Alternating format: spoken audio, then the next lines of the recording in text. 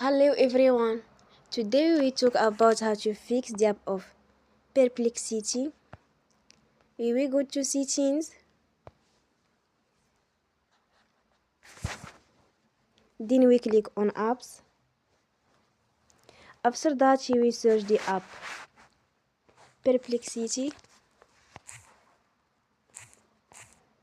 and we click. Then we will on for stop. After that we go to storage. Then we click on clear cache. In the end, turn off your phone and you will recharge your phone again. Don't forget to support us by like and subscribe. See you next time and thank you for watching.